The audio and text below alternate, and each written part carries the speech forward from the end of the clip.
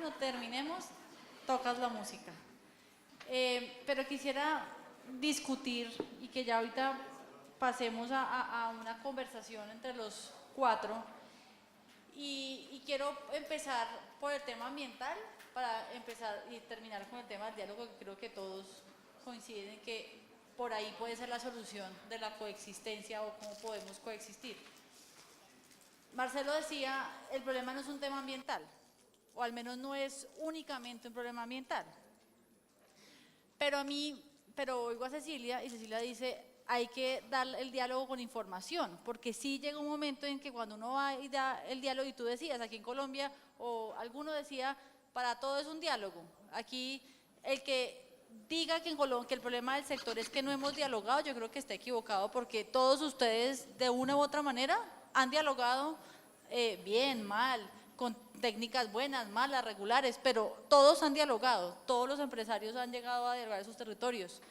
Entonces, uno cómo supera la brecha cuando uno llega a un diálogo o está está en la audiencia pública del EIA, del Estudio de Impacto Ambiental, y al otro lado, en el auditorio, está una ONG ambientalista diciendo que es que agua o minería, que qué pena con usted deja meter ese proyecto minero en el territorio y se acabó, señor comunidad, usted se va a envenenar. Mañana usted deja entrar esto y se envenenó.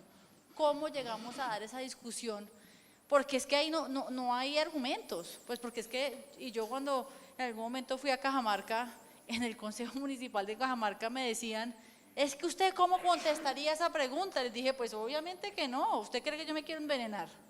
Obvio no, pero en esos términos está la discusión ambiental y ya entramos al tema social y cómo hablamos y cómo lo discutimos. ¿Qué hacemos con eso? Bueno, Marisabel, una cosa muy importante, yo creo que, pues no sé si nos da tiempo, pero quería decir como ir cerrando poco a poco en conclusiones. Y es lo que yo he dicho en esta jornada es que yo sí creo que las empresas en general, todas, no solamente mineras, sino en general hidrocarburos, energía, servicios públicos, etcétera, hay que hacer una autorreflexión. Sí tenemos que identificar los errores que hemos cometido. Vuelvo e insisto, no porque hasta ahora nos lo estén contando, no porque pensamos que la manera de hacerla era por este lado y no era por esta, porque consideramos que era muy lenta, entonces ahora va a ser más rápida por aquí. Yo sí creo que esa autorreflexión de tantas cosas que hemos hablado, de tantos intangibles, el tema de recomendar la confianza, el tema de la cercanía, el tema del tono, el tema de la arrogancia, etcétera, tantos intangibles que hay, sí tenemos que revisarlo y tenemos que evaluarlo. Y eso, ¿cómo se soluciona, María Isabel? Con información. Es que cuando se solicita un estudio de impacto ambiental, se le pide precisamente a la empresa que haga los estudios necesarios, no para que se le apruebe la licencia ambiental. Esa es otra cosa, hablando de temas ambientales, que vale la pena aclarar. El problema viene después, el impacto viene después, los conflictos vienen después, no antes de entregar la licencia ambiental, es posteriormente. O sea, el licenciamiento social, la implementación de esa licencia, el plan de manejo ambiental, las medidas de restauración, las medidas de prevención de los riesgos, de prevención de los impactos, vienen en la etapa de seguimiento y en la etapa de implementación. Yo creo que allí es donde deberíamos concentrarnos todas las empresas en evitar precisamente esos conflictos, y estamos concentrados en la entregada del pase o la entregada de la licencia, ¿no?, de los tiempos, más no en la prevención o en la sostenibilidad misma del territorio en metas comunes en temas ambientales. Y en ese ejercicio no ver que los estudios de impacto ambiental es una traba. Eso es algo que también me he encontrado permanentemente. No sé en qué momento se volvió un estudio que le va a servir para prevenir los conflictos sociales y ambientales en el territorio, se les volvió una traba a todas las empresas. No, si se tienen los recursos, se tiene la información, se tiene la capacidad, se tienen los profesionales. El Estado no la tiene, María Isabel, por eso el Estado la pide para que precisamente, si quieres, la pide para que precisamente podamos conocer esa dinámica en ese territorio. Y, por ejemplo, el tema de acuíferos, agua subterránea, sigue siendo un mito, sigue siendo una leyenda. Creo que las empresas todavía se han quedado en cuanto a hacer los estudios de verdad juiciosos e importantes.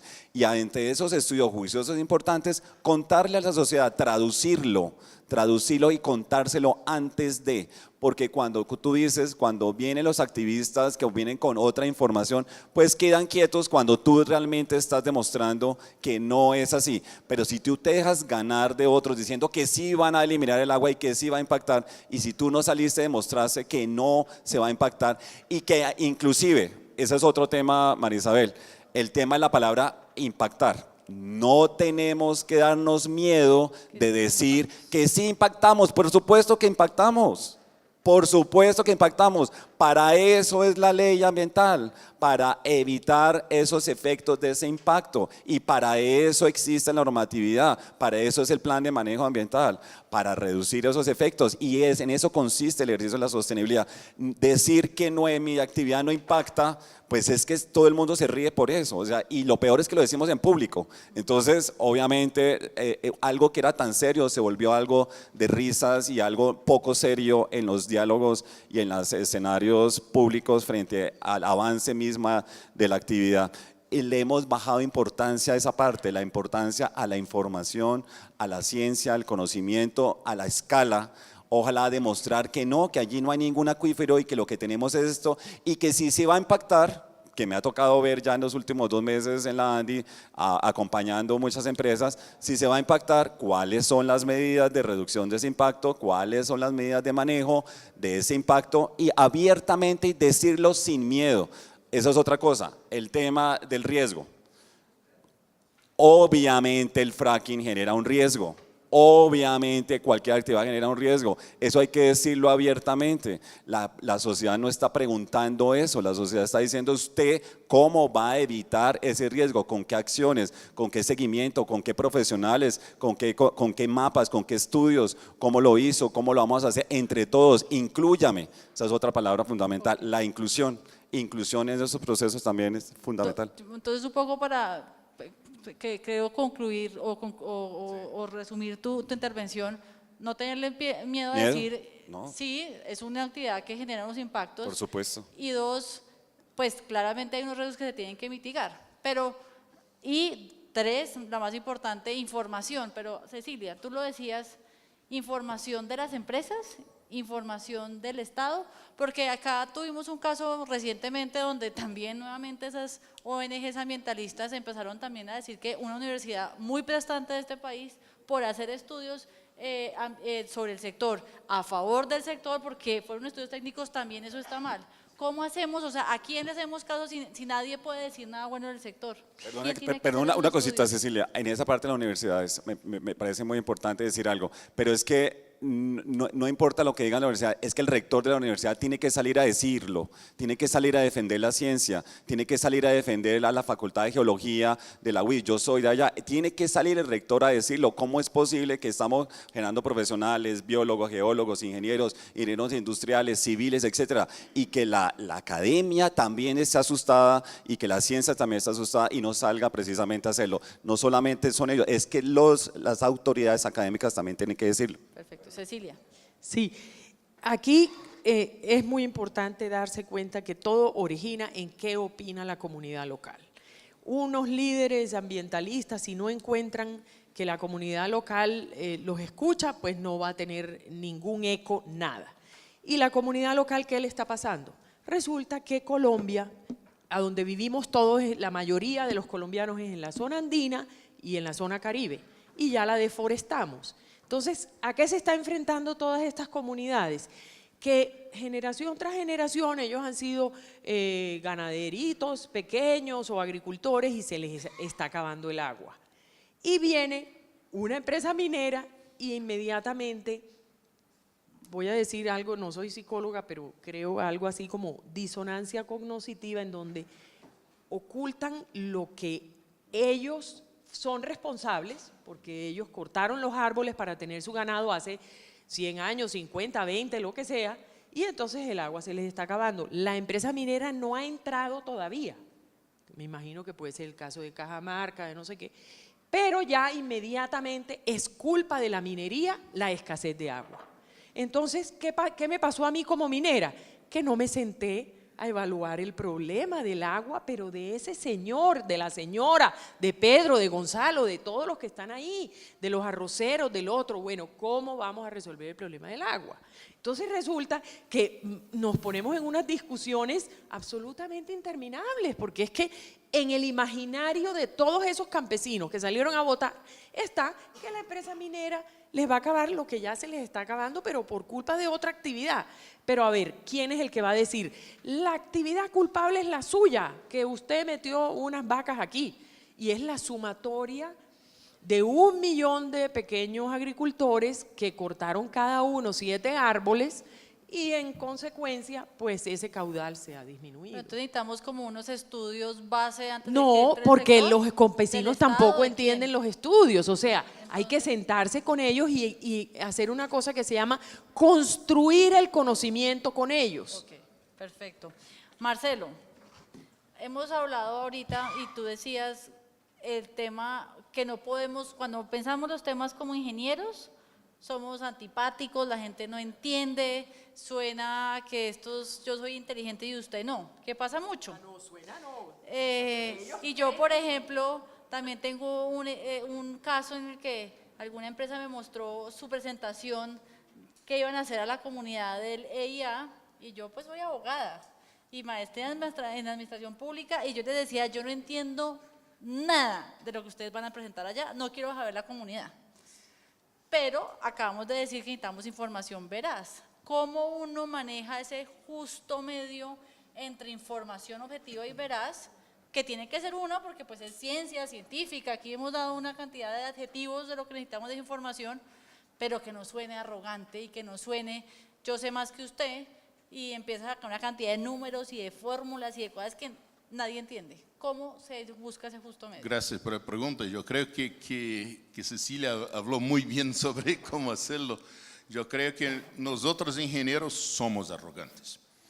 Somos mucho arrogantes y siempre pensamos que nosotros tenemos que explicar para los campesinos, para la gente, porque eso, la infiltración de agua no tiene la permeabilidad hidráulica y con eso va a salir por acá y si pasa para allí, él va a tener solamente 5 ppb de mercurio en el agua. La gente no sabe, nosotros no sabemos, pero eso no es una cuestión de saber hablar, no es. Yo no creo más que el diálogo sea la solución. La solución para mí es la participación. Eso que estamos haciendo en Canadá. Si uno no participa en un proyecto, diálogo no va a funcionar. Ello tiene que ser una cosa hecha con las manos de los campesinos, con la participación de todos. Yo en mis clases, por ejemplo, hablo siempre para los estudiantes. La peor cosa que se puede hacer para no funcionar nada se llama consulta previa.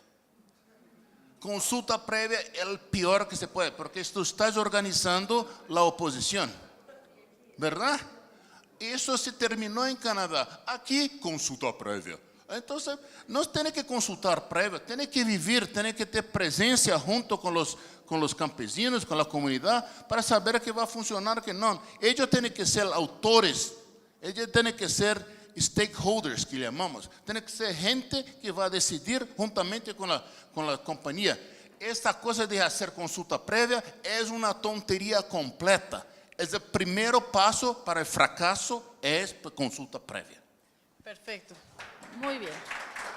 Y tenemos 2 minutos, pero no puedo… No aplaudan porque no solamente es una ley, sino además está en la Constitución y un tratado internacional, así pero- que no sirve de nada aplaudir, aunque sea, aunque tenga razón. Pero Cecilia, Marcelo. y yo creo que Marcelo toca un punto que yo creo que es muy, muy relevante para esta discusión, y es el diálogo social, sea étnico o no. Sí tenemos que dejar de un lado la percepción que es que yo llegué al territorio, dije hola, ¿cómo estás? Voy a hacer X y Y con esas presentaciones que nadie entiende, arrogancia, y chao, y nos vemos nunca, porque es que yo no quiero volver a hablar contigo, porque es que me encerré. Fírmeme el papel y fírmeme el papel para yo De llevarlo acuerdo. allá. Lo que sí entiendo que estamos concluyendo aquí, además de información conjunta creado con la comunidad, tiene que ser un diálogo permanente. Incluyente no quiere decir necesariamente que hagan parte de la empresa, porque pues Marcelo hablaba de un caso muy específico de pequeños mineros, cómo uno los puede incluir, pero en general uno sí puede hacer que el proyecto, que la comunidad se haga parte cuando uno construye valor compartido, porque de alguna manera la empresa va a ser un ciudadano que mínimo, una empresa minera mínimo estará 60 años en ese territorio, y si no se vuelve un ciudadano más, pues se vuelve un poco complicado. Entonces, ¿ustedes estarían de acuerdo o qué opinan de la percepción de un diálogo permanente, incluyente, intercultural? Porque, insisto, el tema de las comunidades, así como Cecilia, no étnicas, no simplemente podemos decir que mejor no, sino que tiene que ser permanente y que tenga el objeto de generar ese valor compartido. ¿Qué opinan de eso? Sí, a ver, yo entiendo a los dos en cuanto al tema de las consultas previas y lo siguiente. Quiero poner el ejemplo, por ejemplo, de adaptación al cambio climático, lo que dije anteriormente. ¿Cómo se implementan los proyectos de adaptación al cambio climático, que son 20 millones de dólares en los territorios, que tienen que ver directamente con desarrollo? Allí la consulta previa desaparece, Cecilia, directamente porque los proyectos son construidos desde las comunidades. Son ellas las que construyen los proyectos, son ellas las que conocen el territorio, son las que van a implementarla, la mano de obra va a ser de ellas. Es un poco buscar, yo sé que muy posiblemente a muchas les puede sonar muy difícil esto, pero sí en el tema de acercamiento, como lo vimos en Cerro Matoso, de aprender las lecciones que tuvieron en el pasado y de los errores que se cometieron. Yo sí creo que ese trabajo y esos escenarios conjuntos permanentes de participación y de construcción de acuerdos mutuos sobre metas mutuas en el territorio, reconociendo al otro como autoridad también sobre ese suelo, sobre ese territorio. La consulta previa desaparece inmediatamente, porque tú no tienes con quién consultarle, porque resulta que son ellas las que construyeron eso mismo, son ellas las que están construyendo el proyecto. Entonces, por eso sí, por ese lado es que yo invito precisamente a revisar esos acercamientos y esos mecanismos de participación. ¿Algún comentario? ¿No? Perfecto. Bueno, pues ya se nos acabó el tiempo. Muchas gracias a todos por oírnos, a ustedes. Y esperamos. ¿Qué? Ah, la canción, claro.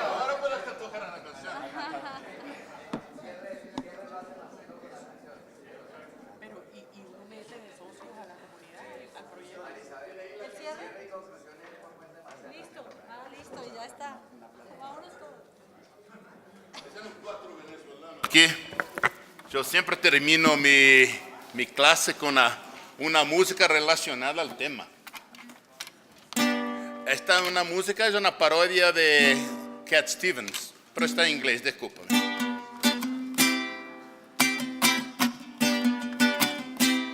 It's not time to make a change, just relax, take it easy. You're still young, that's your fault. That's so much you have to know. Find the gold, mine a lot, and don't share what you have got. Look at me, I am old in PSX, I'm a big shot. Make a million, buy a yacht, buy a mansion, be a miner. Look, these people around the mines, they're a bunch of lazy whiners. All the courses you have taken, what a waste, I have told you. I'm so rich, a lot of gold, with the Briac shares are sold. Now, ahora viene el hijo, que no concorda con los pensamientos de su papá. How can I try to explain? I'll be a miner, but I will sustain the environment, the community, everything I will reclaim. For these people you don't care, many songs I will play. I don't wanna be a millionaire, then I have to go away. I know I have to go. ahora viene el papá otra vez. It's not time to make a change, just relax, play the game. The social stuff you learn in class, what a bunch of BS. Oh, take the gold, run away, buy a Lexus or Infinity in an apartment in English Bay. This is sustainability. I believe this must be fun, but when I'm mine, I won't run.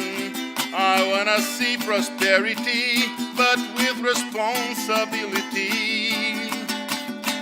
I want take another, neither buy all the useless things you say.